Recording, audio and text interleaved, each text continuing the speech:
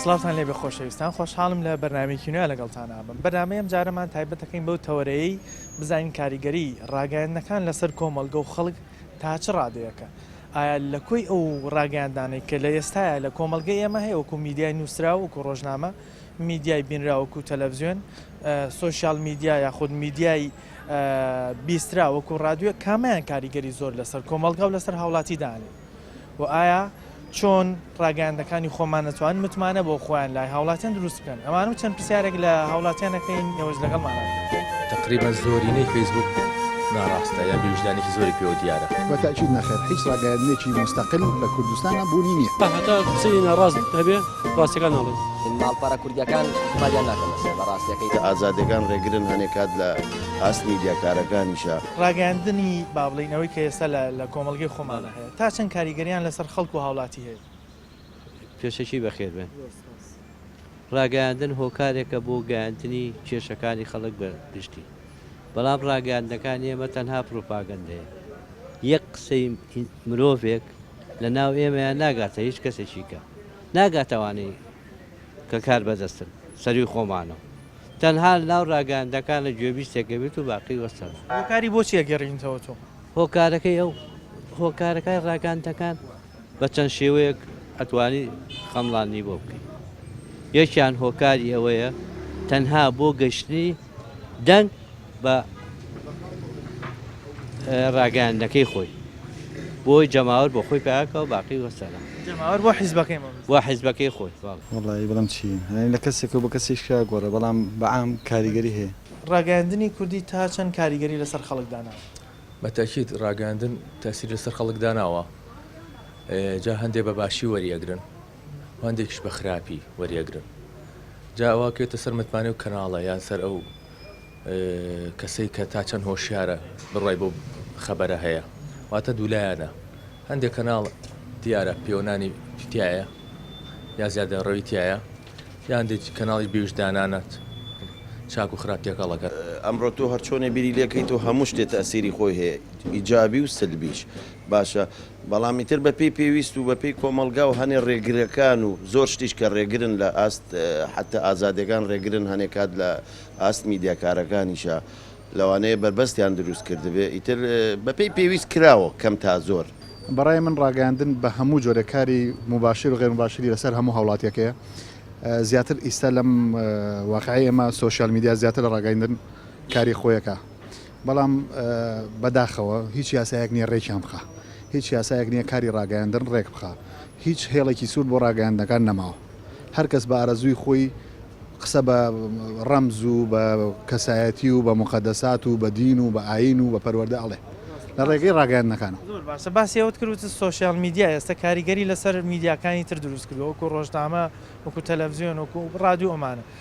باشە، کێ ئەبێ چاودێری ئەم سۆشیال میدیایانە بکات تاوەکو ئەو سوکایەتیانە کە تۆ باسی کرد نەکرێتە هەندێک مقەدەساتی خەڵک، هەندێک شوێنی تایبەت کە ڕەنگە خەڵکێک بەلایەوە پیرۆز بێت. دەستور گەڕانەوە بۆ پەرلەمان، بۆ دەستور، ڕێخستنی یاسایەک بۆ چارەسەرکردنی ئەو کێشانەی کە لە سۆشیال میدیا هەیە. بەڕای تۆ وەکو هاوڵاتیەک ڕاگەیاندنەکان تا چەند کاریگەریان لەسەر خەڵک و کۆمەڵگەی خۆمان داناوە؟ وەڵاهی کاریگەری خراپی داناوە، هیچ باشی داناوە. کاریگەری خراپە بۆ چی شتێکی باش پەخش ناکەن و ڕاگەیاندن شتێ بێ بچووک بە گەورەیە کاتوە. باشە، هۆکار چی بۆ کاریگەرەکان بە خراپی دانا؟ لازم چی هۆکار بڵێ بۆچی گەڕن تۆ هەموو خەڵک وای لاتۆ بەعام تۆ نێ بڵێ ڕاگەیاند خەڵک بەعام وایە. وەڵای ڕاگەیاندن بووە سەبەوە بابەت زۆرێک بڵێن زۆرە لە فیتنەشی دروست کردو، ینی لە زۆربەی کاتەکانە. باشە، کاریگەری خراپیان هەبوویانە؟ کاریگەری خراپیان هەبوو. بەڵێ. باشە، هۆکار چی بۆ کاریگەری بە خراپە؟ هۆکارەکان سیاسین، میدیاکان زیاتر ئۆپۆزیسیۆنن کە ئەو کاریگەریانە دروست دەکەن و زایدەن میدیا دەسەڵاتی شارعی نیشتە، یعنی ئەوە نییە وە جوابانەوە، ئەمە دۆخێکی نەگونجاوێنێتە پێشوە. دەبینین لە زۆربەی دەوڵەتان حکوومەت کەناڵی تایبەت بە خۆی هەیە، هەتا بۆ نمونە حکوومەتی عێراقی کەناڵی عێراقیەیە کە کەناڵی تایبەت بە خۆیەتی، بەس بۆ حکوومەتی هەرێم هەتا ئێستا کەناڵێکی ڕسمی حکومی نییە. وەڵای ئەوەیان ئەکەوێتە سەر حکوومەتی هەرێم خۆی، یعنی تۆ ئێمە جاری حکوومەت نین، یعنی ڕسمی نین، ئێمە لە چوارچێوەی هەرێمەکەین. مامۆستا ڕاگەیاندن بەگشتی کاریگەری چۆن هەبوو لەسەر خەڵک کاریگەری باشیە بۆ یاخرا وڵا هیچ باشی نەبووە نەوەڵا هین دروستەکە چۆن لە تەحازڵات دروستەکە کاریگەری خراپی هەبوو لەسەر خەڵک یعنی نیمچە ناو مام ناوەندە هەردووچی هەبوو والله کاریگەری یعنی هیچێکی وان نییە کاریگەری یعنی لەسەر خەڵک دابنێ خەڵک ئیمرەکە هەمووی خەڵک داماوە هەمووی خەڵک فەقیر و هەژارە وایوان نییە کاریگەری خراپیان هەبوو لەسەر خەڵک یا کاریگەریکی باشیان وڵای کاریگەری هەر خراپیان هەیە یعنی ئەم دوو دەسەڵاتە کاریگەری خراپیان هەیە ینی ژیانیان لەو خەڵکە قرس کردووە نەبێتەوانێ هەرچێ بێ هەر بۆ خۆیانە بۆ فەقیر و فقران نییە بۆ فەقیر نییە جۆری ڕاگەاندن زۆر بوو ینی رادیۆمان تەلەڤزیۆنمان هەیە سۆشیال میدیای ڕۆژنامە و گۆڤار کامیان خەڵک زیاتر متابعەکە و کاریگەری زیاتر تەلەڤیزیۆن و فەیسبوک کامیان لە هەولێر بە سیارەکە گەڕایەوە گەڕایەوە لێ کردی بەژێر کوشتی دوای بە 15 دەفتەر نازانم کوڕە مەسوولە کوڕچیە بە 15 دەفتەر سڵحی لەگەڵ کردوتر ئەتر ڕاگەاندن چێ بابە ئەمە ڕاگەندان بەخیاڵانە ڕاگەندن چییە ڕاگەاندن بۆ میلەتێکە بێ واعی بێ ڕاگەندە بێ بۆ میلەتێ بێ میلیشاتی نەبێ ئەیشێکە بێ بۆ وڵاتێکە بێ ئەو وڵات ڕاگەاندانی خۆمانیان توانیوە خەڵک هۆشار بکەنەوە نەوەڵی ئەوە تێ حیزبەتیان کردو چیان کردو شاری چیان کردو بەخەشی ئاگانە پێ نەکرا باوکو بەگشتی ئەم کەناڵە ڕاگەاندانە توانیوان مسمانە لای خەڵک دروست بکەن نەبەخوا نەوەڵ ئەزانی بۆ زاني بۆچی باوجان کەناڵی ڕاگەاندنە مەسلحەتی حیزبەکەی سەر ئێوە مەسەن لە حکوومەتانی پەیامن وانە پەیامن لە حیزب لە حکوومەتان باز ناکەن بەڵام ئەگەر بێت و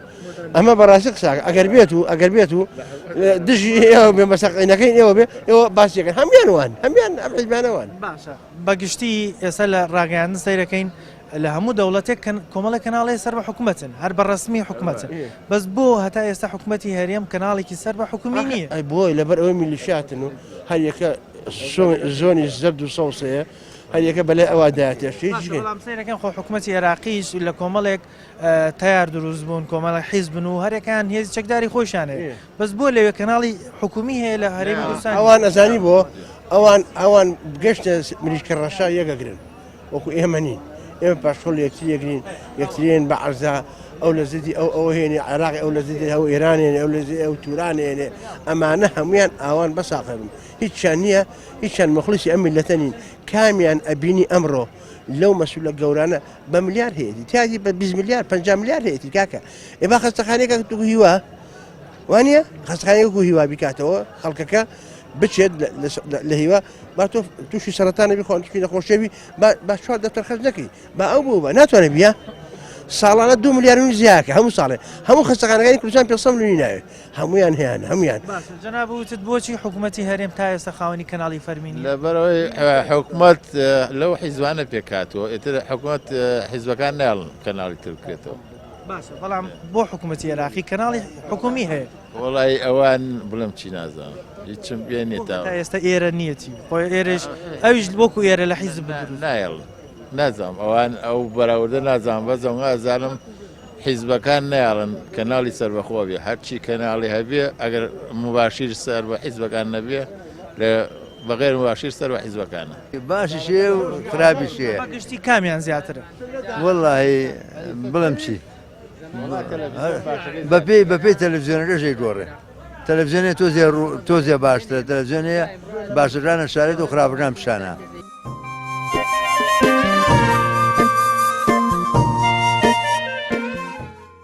باشی مەشغوڵی کتێب کڕینیت ئەرەوەڵا بڵێ مامۆستا بەگشتی ڕاگەیاندن تا چەند کاریگەری لەسەر خەڵک و هاوڵاتی وەڵا کاریگەری باشیەیە کاریگەری زۆری هەیە ئەو کاریگەریە بەلایانی باشە هەیەت یا لایانی خراپ وڵی کاریگەری ئەگەر بڵین هەیبێ تەمەەن هۆکارەکەی کاریگەریە گە بەلای باشە بێ خەڵک بە باشە وەریەگری خراپەش بێ بەلای خراپە وەریەگری کەواتە جۆری ئەو میدیا دیاریەکات کە با بڵێن شتەکەت بۆ باسە تاوان جۆری میدیاکە دیارەکە جاران تەنها یەک جۆر ڕاگەاندن هەبوو کە ئەویش گۆڤار و ڕۆژنامەکان بوو بەڵام لەگەڵ پێشکەوتنی تەکنەلۆژیایە ئێستا جۆری ڕاگەاندنەکان زۆر بوون نەوعێتی تریان بۆ دروست بوو بنمونە ڕادیۆ هەیە کە میدیای بیستراوە با بڵێنەوە جاران میدیای نووسراوە بوو کە گۆڤار و ڕۆژنامەکان بوون دواتر میدیای بینراو دروست بوو کە تەلەڤیزیۆن و کەناڵەکانی ڕاگەاندنن لە ئێستایشە کە بەنسبەت خەڵکەوە تازەیە سۆشیال میدیایە کە فەیسبوک و جۆرەکانی تویتەر و ئینستاگرام و ئەوانەی کە خەڵک لە ماڵەوە بەکارهێنێ جۆرەکانی زۆر بوو بۆیە هەریەکەیان بە پێی ئەو کاتێک کە تیا دروست بۆ کاریگەری خۆی داناوە ئێمە بەردەوامە بین ڕای هاوڵاتیان وەرەگرین لەسەر ئەم تەوەرەیە بەڵام بچینە لای ناوە بڕە و دوایە گەڕێنەوە لاتە.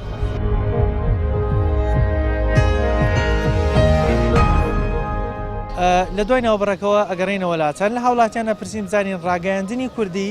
تا چەند کاریگەری لەسەر هاوڵاتیان داناوە ئایا کاریگەری باشی هەبوو یا کاریگەری خراپ و ئایا ئەو جۆرانی کە لە ڕاگەاندن کە ئێستا تازە دروست بوون وەکو سۆشیال میدیا کاریگەری کامیان زیاترە لەسەر هاوڵاتی ئایا ڕاگەیاندنە کوردیەکان توانیویانە متمانی هاوڵاتیان بەدەست بێنن ئەمانە و چەند پرسیارێک لە هاوڵاتیانەکەین ئێوەش بینەرمان بن.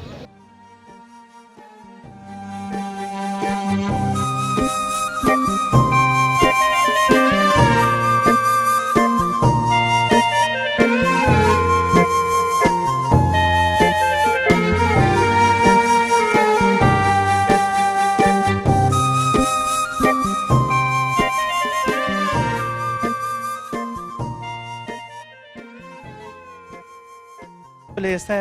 جۆری ڕاگەاندن زۆر بوو ڕۆژنامە هەیە میدیای نووسراوە ڕادیۆ هەیە تەلەڤیزیۆن هەیە سۆشیال میدیا و ئینتەرنێت هەیە کامیان کاریگەری لە هەموو ڕاگەاندنەکانی تر زیاترە لەسەر خەڵک بۆی ڕاگەاندن شتێکی زۆر یعنی سەرەکی بۆ هەموو ئادەمیزادێک وەکو هۆرمۆنێک وایە بۆ دەستەی ئادەمیزاد وەکو میلیانتووەم وایە کە شەو لە سەعات 8 شەو لە نوێ تۆ نەخەوی تا 10 شەو لا ئیرادی خۆی و هۆرمۆنە دەرەچێ بەڵام کاریگەری میدیاکان ئێمە بە سەریعی هاتە ناومانە یعنی بەش نەها یەک بە کۆمەڵ هەمووی هاتە ناومان ئێمە چی بکەین یعنی ئەوە نەک ڕاگەاندنێت 10,000 ڕاگەاندن هۆکاری ڕاگەاندنی سەرەکی تەلەڤیزۆنەکان ئەم موبایل بە هەموو شێوازێک کاریگەری خستۆ سەر خەڵکەکە خونایەتە ڕاگەاندنیش ئەو ڕۆشن بیدێ بڵاو ناکاتەوە خەڵک ئیسپادێ چ جۆرەکان کاریگەری زیاتر لە ئەوانی تر لەوانی کە باسم کرد ڕۆژنامەیە تەلەڤیزیۆنە ڕادیۆیە ئەنتەرنێت و سۆشیال میدیایە کامیان کاریگەری لە هەمووانی دیکە زیاترە لە ئێستاە وڵی بە زۆری سۆشیال میدیا و لەگەڵ تەلەڤیزیۆن وڵی ئەوانە چونکە ینی بەبێ ویستی خۆدێتە ماڵەکەتەوە وەکو ڕۆژنامە و شتی تر نییە وەکو کتێب نییە ینی ناڕاستەخۆ بەدەست خۆ نیە ینی بە ئاسانترین شێوە تۆ توانی بە کۆنتترۆلەکە و لە تەلەڤیزیۆنەکەت هەموو شتێبینی ئەوەی ئاسانکاری کراوە بۆیە بەڵێ ئاسانکاری ینی لا ئیرادی ینی تۆێتە ماڵەکەتەوە تر مەجبور خۆت و خێزانەکە دەیبینی بەڕاستی ئەوەی سەرنج ماوە یعنی تێبینیم کردن ناو خەڵکە هەمی ئەلە لەسەر باسی فەیسبووکەکە سۆشیال میدیا بەڵێ ئێتر کە باشیش ئەزانن تقریبان زۆرینەی فەیسبوک ناڕاستە یا بێوجدانێکی زۆری پێوە دیارە باشە بۆچی فەیسبوک کاریگەری زیاتر لەوان دیکە لەبەرەوەی ئەلەکسەر بەعام هەواڵێتە بەرچاویان کلیکێکیشی تێ ناچی بۆ ئەوان هێتە بەرچاوی خۆشی سوورە زانێ بەڵام هەر بڵاوێکاتەوە ئاسان کاریە بۆیە خەڵک کاریگەری زیاترە کە زامادە نیە تقریبان بە تایبەتی لەناو گەنجە زۆر سەیری کەناڵێکی باریکە تا 10 دقیقە چاوەڕێنکە تا هەواڵێکی گرنگە بینێ و هەندێک لایەنیش کە هەواڵێکی گرنگی لەسەر دێڕەکانە باسی ئەکات بەڵام توات لێکە چاوەڕوانێکی تا چارێکە دوایەوە ئەمڕۆ زۆرترین تەسیراتەکان مەسلەی بڵێن زیاتر مەسەلە ئەنتەرنێتی شتەکانە زیاتر تەسیری سۆشیال میدیاکان لەسەر هین زۆر تەسیری داناوە خەڵک زیاتر جاران ئێمە ساڵی هەشتاکان زیاتر بە کتێب خوێندنەوە و مەسلەی کۆڕی بەڵێ لە کۆڕی ئەدەبی و ئەم شتانە زۆر بەشداریمانە کرد بەڵام ئێستا شتانە هیچی نەماوە مەسرحی و هیچی نەماوە ئێستا سۆشیال میدیا کاریگەری لە ساڵ 90 تەسیری زیاتر پێ دوایە سۆشیال میدیا کاریگەری تەلەڤیزیۆنیشی کەم کردوتەوە زۆریش تەسیری کردووە و تەسیری سلبیشی زۆرە زۆری هەیە چکە ئێمە بەکارهێنانی ئەو سۆشیال میدیانە زیاتر جانی بە سلبەکەی زیاتر گەنجانمان بەکارێنن تا ئیجابێکە ناو سۆشیال میدیا متمانەی هەیە بە پێی مزداقێتەکان ئایا تا چەند ڕازگۆی ئەگەر ڕازگۆ بێ بۆ نە چ جۆرێکیان لەو جۆرانە باسم کرد ڕادیۆ تەلەڤیزیۆن کەناڵێک ڕاگەاندنەکان فەیسبوک ئەمانە کامیان کاریگەری زیاتری هەیە لەسەر فەیسبوک زیاتری هەیە فەیسبوک و ئەم کەناڵانەی کە فیلمە تورکیانە پەخشەکەن کۆمەڵگایان بەرەوە لێرە بن و کاریگەری خراپیان کاریگەری خراپی هەیە و زۆریش باشە کێ بێ چاودێری ئەم با بڵێن ڕاگەیان نەبکات دەبێ حکومت بێ وەڵام حکومت بۆ خۆی خەوتووە لە کۆی ئەو ڕاگەیاندانەی کە ئێستا هەیە ڕۆژنامەیە گۆڤارە بۆ نمونە ڕادیۆیە تەلەڤزیۆنە سۆشیال میدیایە ئەمانە کامیان کاریگەری لە هەمویان زیاتر سوۆشیال میدیا چکە زۆرینەی کۆمەلگا چاوی لەسەر سوۆشیال میدیایە زۆرترین ئەوە بەکارێنە هەواڵی سۆشیال میدیا متمانە پێکراوە زۆر نا من ئێستا بۆ نمونە لە سۆشیال میدیایە من لە هەواڵەکان بەس لە ماڵپەڕە جیهانەکانە بۆ یەگەڕم یعنی ماڵپەڕە کوردیەکان احتیمادیان ناکەمە سەر بەڕاستیەکەی هەر تا عەرەبیەکانیش متمانەت بە ڕاگەیاندە کوردیەکان نەماوە وەکو متمانەت چییە مەسەلەن بۆ نمونە من ناڵێم متمانەم هەر نییە ڕاستیان هەیە بەڵام چییە زیاتر هەواڵە جیهانەکان ئەو هەواڵەی لە جیهانەکانە هەیە لە کوردەکانە دەست ناکە کوردەکان زیاتر میدیا بەیەق بە حیزبەکانیان هێن زیاتر وەکو ینی چۆن دەڵێ مۆریەکی حیزبی پێوەیە زیاتر سۆشیال میدیاکان ئەو بەلای حیزبی خۆیان بە ئەو بەلای حیزبی حەمد لە ئۆپۆزیسیۆن هەم لە عینەکانی تریش وایە ئەمە هۆکار بۆەوەی هەواڵی ڕاست و دروست نەمێنێت بەڵێ زۆر ڕاستە جاران بەس ڕۆژنامە و گۆڤارە بوون ئێستا بەڵام شتی تیگە دروست بووە وەکو کەناڵی ڕاگەیاندن سۆشیال میدیا ڕادیۆ ئەمانی تریش دروست بوون لە ئێستاە کاریگەری کامیان زیاتر لەوانی دیکە وڵای هەرەکەی بە پێی خۆی کاریگەری هەیە لەسەر خەڵک هەمووی کاریگەری هەیە بەس بە پێی خۆی هەیەی هەمووی لە ئێستاە کامیان زیاتر لە هەمووانی تر خەڵک متابعەکە وڵا کەناڵی تەلەڤیزیۆنەکان بە زۆری کاریگەری هەیە لە ئێستاە کە جۆری ڕاگەیاندەکان زۆر بووە ڕۆژنامەیە ڕۆژنامەیە ڕادیۆیە تەلەڤزیۆنە سۆشیال میدیایە کامیان لە هەمویان زیاتر خەڵک متابعەکە و خەڵک زیاتر بەکارێنیت هەر میدیایە خەڵک هەر میدیا تۆڕی فەیسبوک زیاتر خەڵک بەکارێنێ بۆ سۆشیال میدیای بڵێ هەواڵەکانی ناو سۆشیال میدیا متمانەی هەیە نەخێر ناوەڵەبەت زۆر لە ساسە نییە نە متمانەی نییە ئەی بۆ خەڵک بەکارێنی لە کاتێکە متمانەشی نییە بۆ کات بەسەر بردنە خەڵک ئێستا نازانێ بەچیەوە خۆی مەخژولکە ئەوەیە زیاتر خۆی پێوە مەخژوڵە کاویچی تر هیچ سفایەکی نییە خۆ نییە بەتاشیت باشە کێ بێ چاودێری ئەم سۆشیال میدیانە بکەوە کۆ بینین لە زۆر شوێنەوە سوکایەتی بە هەندێک شوێنەکرێت کە مای قبولکردن نییە ڕەنگە مقدساتی هەندێک کەس بێ بەڵام سەیرێکی چاودێرێک نییە دەستگامنەکان هەمی چاودێریەکەن چۆن چاودێری ناکەن چاودێریەکەن بەس وەکو پێویست نییە بەکو پێ ئەو شتەش نەزانراوە خەڵک بەکارێنێ بە ناوی شتێکەوە دانێ کەس نازانێت چێ چزانی چێ لەبەرەوە دەسەڵاتیش نازانێت چێ دایێتەوە کەس دەسەڵاتی بەسەرا ناشت ڕۆژنامە گۆڤار ڕادیۆ تەلەڤزیۆن ئەنچەنێت کامیان زیاتر متابعەکەیت و سیقەت بە کامیان زیاتر من سیقەمە پەیامەیان بە زیادی بەڵێ بۆچی خۆم سەر بە کۆمەڵ ئیسلامیشم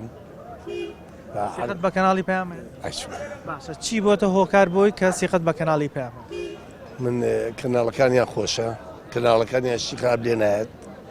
ینی حقیقەتە کەناڵەکانیان کەناڵی ڕاستگۆن یاین بسمار هەمووی ڕاستگۆیە مەمنونی کە توانیمانە ئەو متمانەی لای تۆ دروست بکەین چ جۆرێک ڕاگەیاندن تاسیری زۆری لەسەر خەڵکەیە خەڵک زۆر ڕاکێشێ بۆ خۆی خەڵک زیاتر متابعەکە ئێستا ئەنتەرنێت یاخود کەناڵی ڕاگەیاندن یاخود ڕۆژنامە و گۆڤارە جارە ڕۆژنامە گۆڤار کەس نایخوێنێتەوە خوێنەواری کەس نیماوە کەس تاقەتی خوێنەوەی نییە ئەمە یەک دوو بەس تەلەڤیزیۆنەکەیش لەبەر بینینەکەیەتی لەبەر ئەوەی وەختێکی زۆریەیە لە ماڵەوە کاسێتەوە ماڵەوە دانیشە مەجبورە سەری تەلەڤیزیۆن بکە تێژی ئەنجایە بۆ گەنجەکانیش ئینتەرنێت بۆ پیرەکان تەلەڤیزیۆن تێری بۆ گەنجەکانیش ئینتەرنێت هەر خەریکیەوە سەلام عەلەیکم جواب نایەتەوە ئەڵێ خوا حافیز جواب نایەتەوە وای لە خۆی نەماوە لەبەر ئینتەرنێت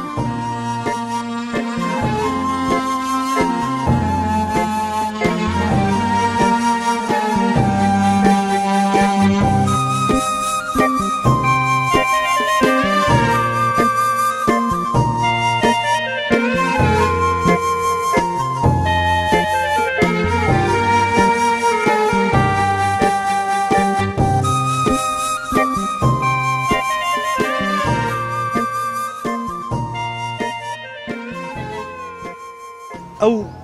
کەناڵە ڕاگەیاندانەی کە ئێستا هەیە لە کۆمەڵگەی کوردیە ئەو سۆشیال میدیا و ڕۆژنامە و ڕادیۆیانی تا چەند توانیوانە متمانە لای هاوڵاتیانی کورد دروست بکەن بۆ ئەوی سیقە بە کەناڵەکەیان یان میدیاکەیان بکرێت هۆکارەکەی ئەوەی ڕاگەاندن ئەبێ خۆی هێزێک باتە بەر خۆی یعنی لەگەڵ بەرپرسەکانە پەیوەست بێ کە تۆ ڕاگەاندن تەنها بۆ خۆت بێت بۆ خۆت و کەناڵەکەت خەڵکی بڵێ چی بڵێ خەڵک ئەبێ ڕاگەاندن هۆشیار بێ ڕاگەاندن لەگەڵ بەرپرسانە پەیوەستێکی تەواوی هەبێ ئەو ساتوانێت بەرنامەکانی خۆی جێبەجێ بکە ڕاگەاندنەکانی کوردی بەگشتی تا چەند متمانەی خەڵکیان بەدەستێناوە تا چەند ئەو شتانی کە بڵاو یەکەنەوە ڕاست و دروستی تایە بەڕایت و وڵی بەپێی کەناڵەکان فەرقەکە بەڵام هەندێک کەناڵ هەیە ڕازگوی هەندێکیشان هەیە وانی بەگشتی تۆ لە ڕاگەاندنی کوردی ڕازیت لە بەعزێکیان بڵێن کەناڵەکانی ڕاگەاندن با بڵێن سۆشیال میدیاکان کە ئێستا هەمانە تا چەند متمانیان هەیە و متمانیان لای خەڵک دروست کردو بە نسبەتە ئتر هەندێک کەناڵێک کە ناوچەگەرێتی پێوە دیارە یعنی کە مەسەرەن لەگە بۆ سلێمانی ئیسفادی کتیابێ پیشانی نایەت یا بۆ زەنی سەوس ئیسفادی هەبێ پیشانی نایەت یا هەندێک شت هەیە مەسەرەن کە ئیتر پرۆژەیەکەم و کورتیە ئەوە پیشانەیەت یا زۆر پرۆژی باشەیە کراوە بەرنامی لەسەر ناکات وە ئێمە عروق و ئینسان عادەتی واشتە خراپەکانە بینێت هەرەوەی شایانی ئینسانی نامرتاح کردووە بە دووری شێخاتەوە لە خوالەوەیە چکە ویژدان لەوێ ئیش ناکە بەپێی ینی نیسبیە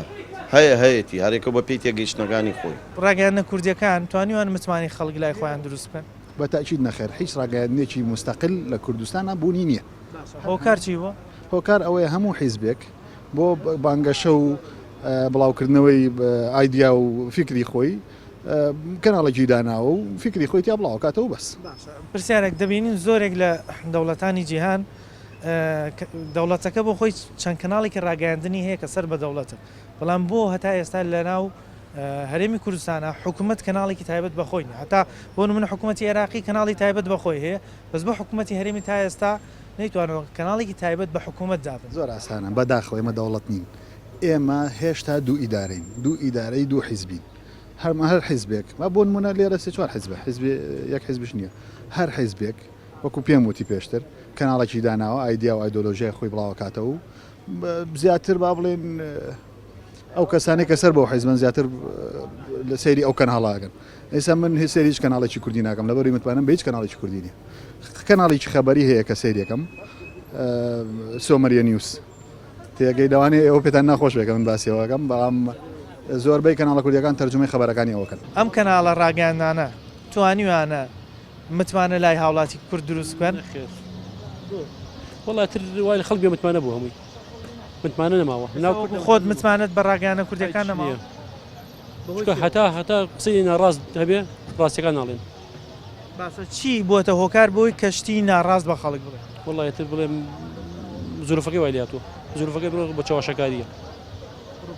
پرۆپاگەندە و چاوەشەکاریە ئەم کەناڵە کوردیانە توانیوانە متمانە لای هاوڵاتی کورد دروست بکەن کەناڵە کوردیەکان ئەی تەبەن کردویانە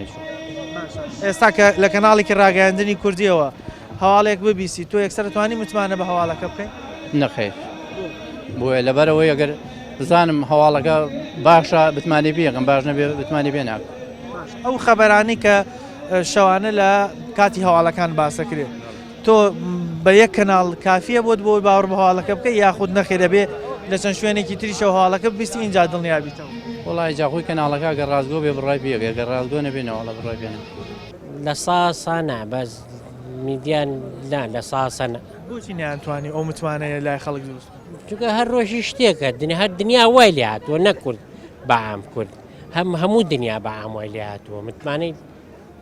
میدیایی نەماوە ئێستا تۆ ئەگەر شەو کە سەیری تەلەڤیزیۆنەکەین با بڵێن سەیری کەناڵێکەکەی هەواڵێک ئەدا بە تۆ یەکسەر سیخە بەم هەواڵەکە یاخود دەبێت چەند کەناڵێک تریش بگەڕی تا کەناڵێکەکەڕێ هەر کەناڵێکیان قسەیەکەکە سێرەکە ئەمیان وڵێ ئەویان واڵێ ئەویان واڵێ بە جاری وایە شخصەکە لە دەمی خۆیت یەوە ساسایتر پێویست ناکە بە شوێن شتی ترا بگەڕێ بەگشتی کەناڵەکانی تری ڕاگەاندنی کوردی هەموو کەناڵەکان توانیوانە متمانەی خۆیان لای خەڵک دروست بکەن ناوەڵ ڕازگۆ نین لەگە خەڵکە نەوەڵا ڕازگۆ نین یعنی ئمە قسەیەکەکەن بانی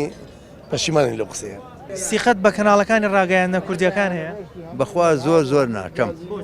بۆ خوا لە بەرەوەی بە پێی مەسلحەتی خۆیان شتەکانی نەکەن دیزە بە دەرخۆنەیەکەن وسییانویست ئەو مۆزۆیان نەپێشەوە توانیەوە متمانی تۆ بەدەست بێن بەخوا زۆر کەم ئەوەی بینیتان ڕاوسەرنجی هاوڵاتیان بوو باسییان لەوە کرد لە ئێستاە کەناڵی ڕاگەاندن کاریگەری تقریبان لە رادیۆ و لە ڕۆژنامە و گۆڤار زیاترە بەڵام بەهۆی ئەوەی ئێستا ئەنتەرنێت و سوۆسیال میدیا دروست بووە کاریگەری تەلەڤیزیۆن و کەناڵەکانی ڕاگەاندنیشی کەم کردوتەوە هەرچەندە سوۆسیال میدیا و ئەو خەبەرانی کە لە سوۆسیال میدیا بڵاوە بێتەوە متمانێکی تەواوی نییە چونکە زۆربیان سەرچاوەکەی نادیارە بۆیە بە بێمتمانەی ماوەتەوە بەڵام لەبەرەوەی ئاسانکاریە خەڵک دەتوانێت بە ئاسانی لە ماڵەوە دەستی پێی بگات وەکو ڕۆژنامە و گۆڤار نییە کە بچێت لە بازار بکرێ ئەو لە ماڵەکەی خۆی لە ناو مۆبایلەکەی لە ناو فەیسبوکەکەی هەواڵەکان دێتە بەرزی بۆیە ئێستا زیاتر سوۆسیال میدیا لە ناو خەڵکە هەیە و کاریگەری زیاترە لە ئەوانی دیکە بەداخەوە باسییان لەوە کرد کە مسمانیان بە کەناڵەکانی ڕاگەاندن ئێستا کەم بۆتەوە لەبەرەوەی نەیانتوانیوە خەبەرێکی ڕاست و دروست بە خەڵک بڵێن تا ئەو متمانەیە لای خەڵک دروست بکەن پامیم جارەمان پێشکەشکردن تا بەرنامەیەکی تر بەخوای گەورەتان سپێرم خاتان لەگەڵ